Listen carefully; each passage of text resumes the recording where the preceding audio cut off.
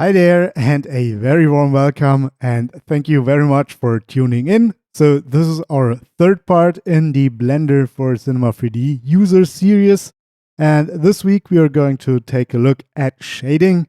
And yes, I heard you. You don't want to have cycles, you want me to dive into Octane directly.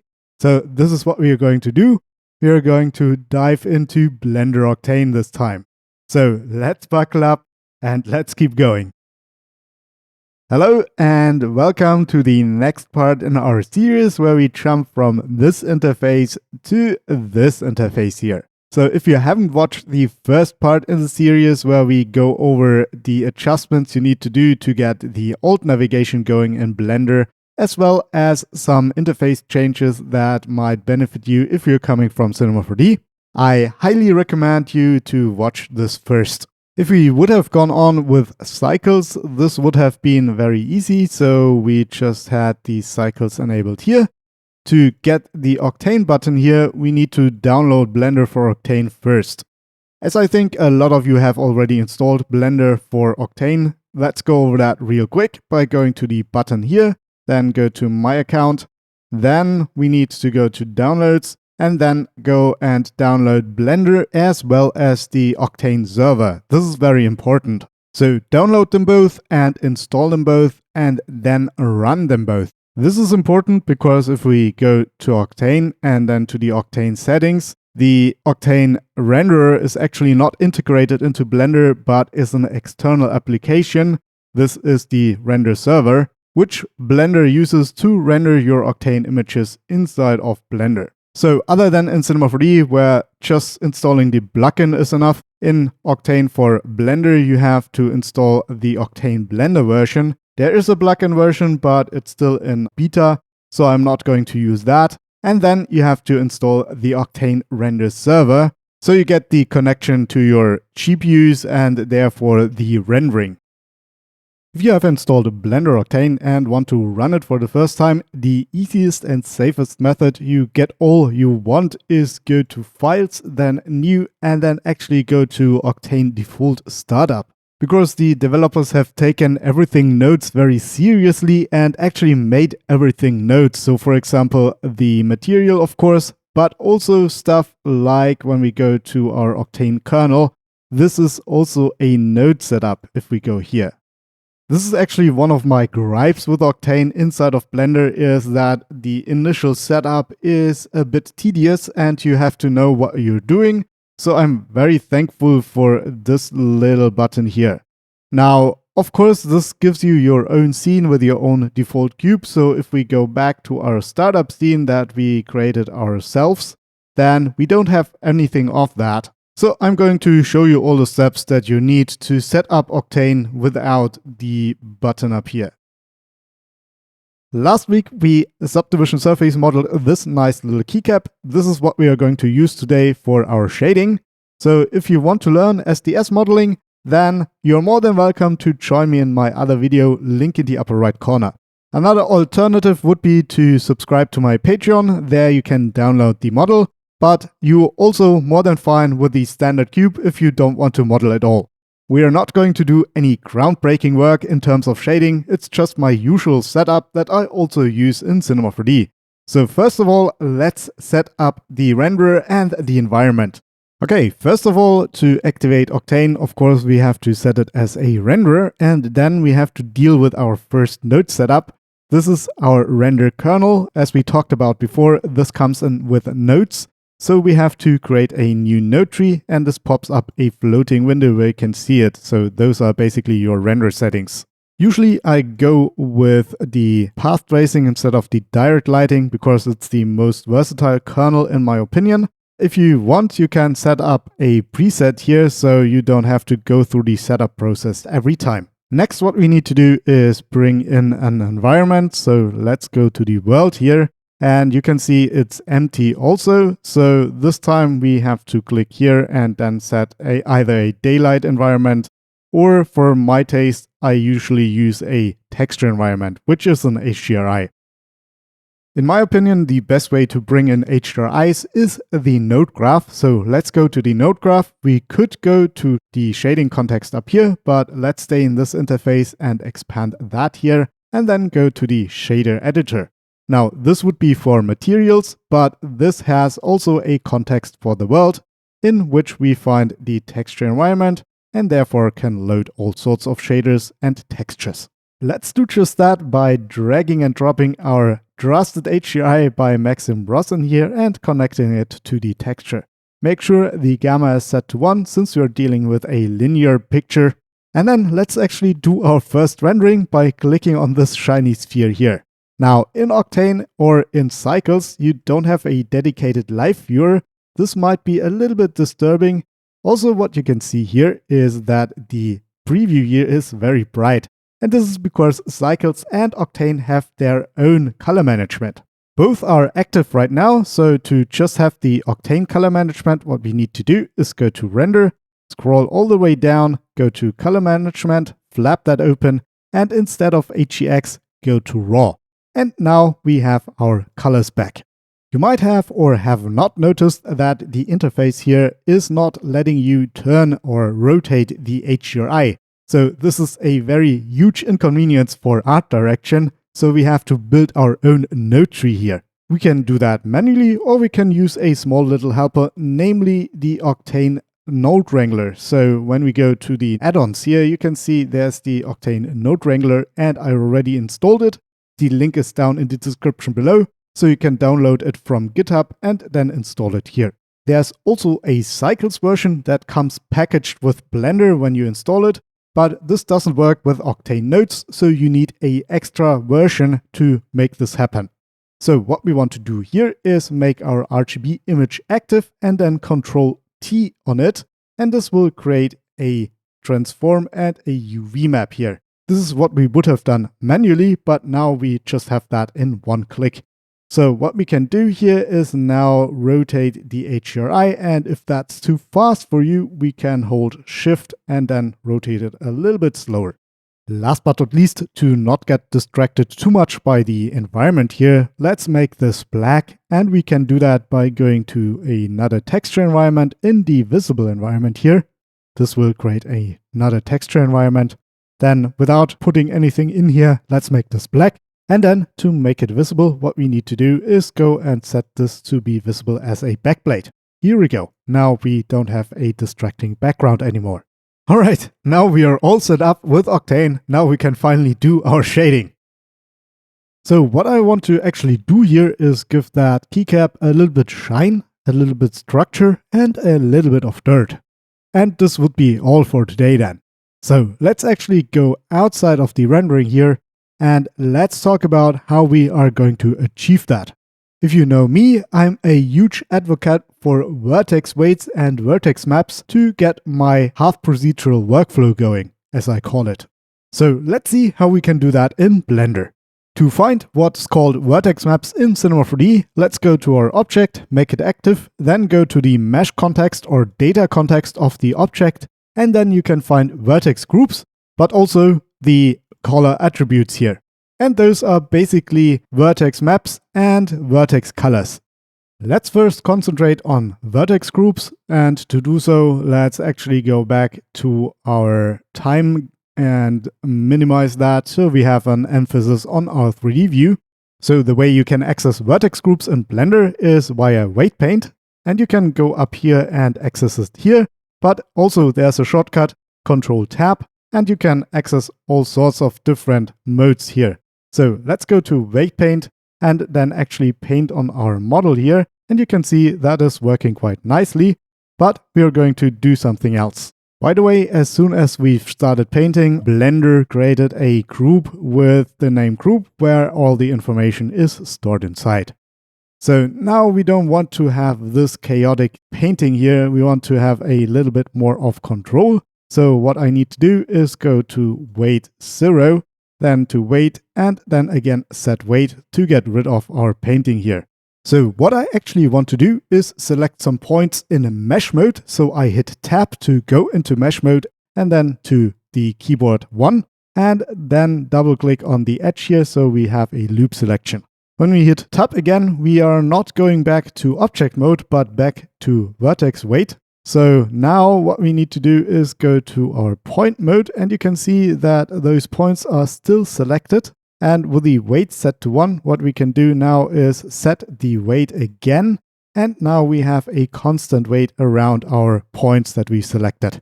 By the way, this is more or less how I did all of the weighting in my Silverwing console latest animation video. If you haven't watched that, I recommend you to watch that upper right corner as always. As you know me, I always choose the more tedious way to have a little bit more control, but there's actually a more easy way, and this comes with the color attributes. So let's talk about them. To access the color attributes, we go and Control Tab again, and then we go to Vertex Paint here. Now, to paint actually on the geometry, what we need to do is go to the brush, and then we could paint on there. But right now, what I want to show you is actually another thing. So what we need to do here is deselect everything and then go to Paint and then Dirty Vertex Colors. And what you can see here is now the algorithm tries to solve our problem with detecting edges. So the whiter edge is the convex one and the darker edge is the concave one. Usually I go to blur iterations and set it to 0 to get even more refined edges here. And this all is now written within a color attribute that's called attribute. We can rename that to maybe edge or something. Here we go. So next, let's have a look how we can deal with that in our shader. Alright, shader time. So let's go back into our shader context by bringing this up and then actually go to shader editor, and from world, let's change this to object. Here we go. And then what we can do is create a new material. And this might be a little bit intimidating, so this is the universal material of Octane. But if we roll in everything that we don't need, it is much better, very similar to the latest principal material. So let's actually render here and let's see what our keycaps looks like.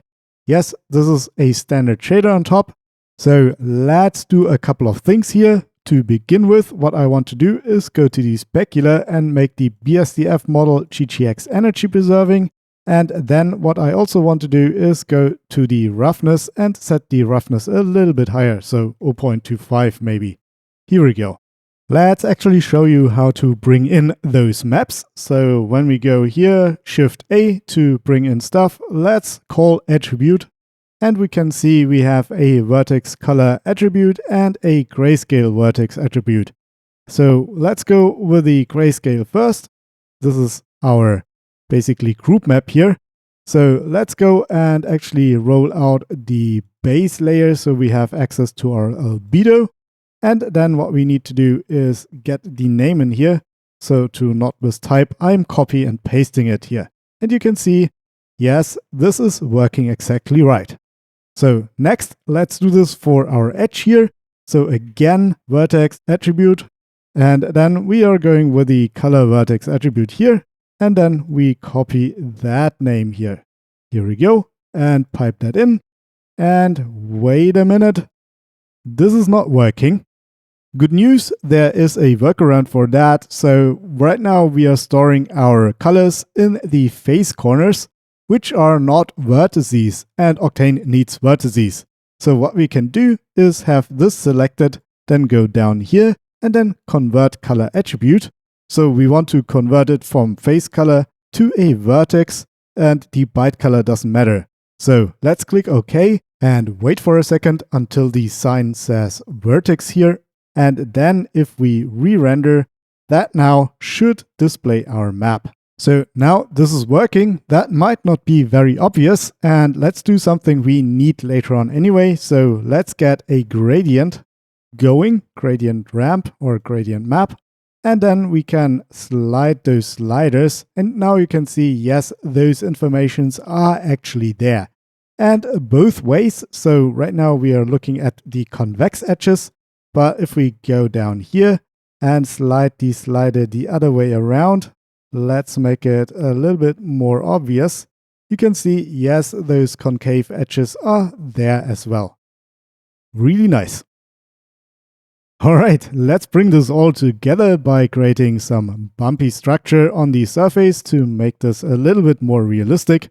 And I'm going to do that with a noise. So Shift A, noise, and then we are going to use the noise texture. That would be in Cinema 4D the Octane noise. So the naming is not 100% spot on all the time.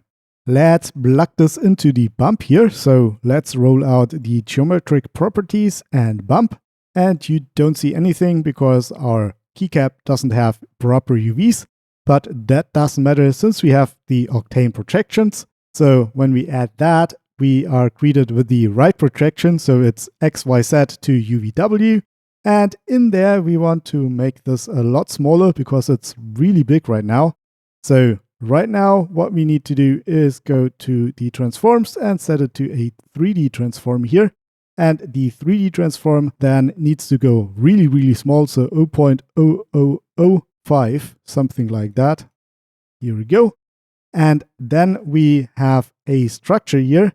Now, there's a couple of things we still need to do. So, for example, make that less bumpy, but also make that chips, because chips always look more like plastic than the purlin. Here we go. And to make it less strong here, what we need to do is get in a multiply, Shift A, multiply, here we go, bring that in. So for now, what we can do is just lower this slider here to 0.1, for example, or even lower 0.01. Here we go. This is what I want. So this looks like a nice bumpy plastic surface now. What I want to do next is take our edge map and actually create a bump strength from that. So our edges here are less bumpy, and on the other side, the concave areas here that are white right now are more bumpy. So let's do this while keeping that plugged in here. So when we spread our knobs, this is exactly what we want. We want the darker parts, which mean less noise on the edges, and the lighter parts on the crevices. We could also mix a noise in here to vary those. Actually, I made a tutorial for Cinema 4D explaining the Octane composite texture, which is taking in that direction. So if you are interested, you can watch this video. I know it's Cinema 4D, but it's very similar to what you would do in Blender. Alright, what I want to do last here is mimic those glossy parts of the keycap where you press against them very often. This is not well liked by keycap enthusiasts, but usually keycaps get shiny, as they call it. So let's turn it around to see the reflection a little bit better here. And then actually what I want to do is go to the edge map here and then paint on it to get this glossy behavior. So let's go outside of rendering and actually go back into Vertex Paint. So Control Tab, Vertex Paint. But we need to do our selection first here. So let's hit Tab one more time and then select those top parts, those top vertices. Then tap again to go back into Vertex Paint mode and then paint them in a cross-like fashion here. Then go back to the strength 0.5 and then give those rim parts here a little bit less strength. So the surrounding area here is roughly circular. And since we are painted on our existing map, when we go back to object mode and then back to rendering, this should already work. And yes, here we go. We have our nice shiny patch in the middle of the keycap. As a last step before we close this tutorial, let's actually care about the albedo, and I want to use the edge map there as well. So we copy and paste the gradient ramp and then get the edge map in here, move it up and connect it to the albedo. Here we go. What I want to do is give the keycap a light gray color. So let's go and make this 0.25 on both of the middle knobs, which define our overall color. And then you have the dark edge, which I like, but the edge is much too dark. So let's lighten it up a little bit. So 0.175 here. As a last step, let's care about the dirt. So let's look at the bottom of the keycap and then go to the dirt here. Actually, I want to make it the same color as the overall keycap, but then turn it a little bit orangey. So something like that. Let's overdo it so you can see it better. Here we go. And what I want to do is actually make the dirt layer a little bit bigger. So I move the knob here to the right. Something like that looks nice. And then, of course, I go back with the coloring. So instead of a saturation of 1, let's go with a saturation of 0.25. Here we go. So we have some nice little dirty edges in here. All right, and this is it. This is the tutorial for our first Octane shader inside of Blender. I hope you liked it, and I hope you can do something with it. Actually, René, a follower on Patreon, brought up a good idea in that I get some materials and convert them into CGI. So you get my whole thought process, what is necessary to get a one-to-one translation from the material into the computer. Let me know what you think about that in the comments down below. And now, without further ado, let's thank those people who made this video possible, my Patrons. Especially my €50 tier subscribers, Shields Augustinen and Leon Studio TV. I can only repeat myself and really thank you for your massive support.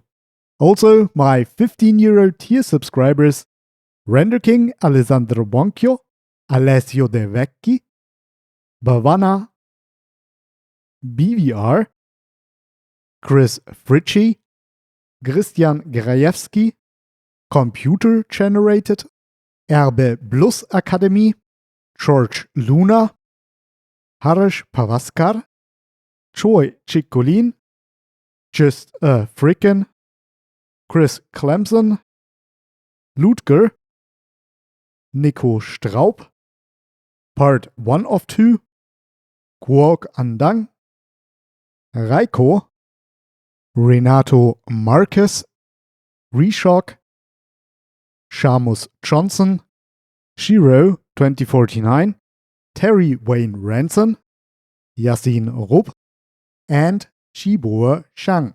Thank you all so very much. And this leads the way to our happy after credit party here. So thank you very much for staying with me that long. As always, if you have any gripes or suggestions, sound off in the comments down below. Speaking of comments down below, if you want to show your support, let's post a paintbrush emoticon there. This is all I'm going to say today, so thank you very much again for watching and happy shading. Bye!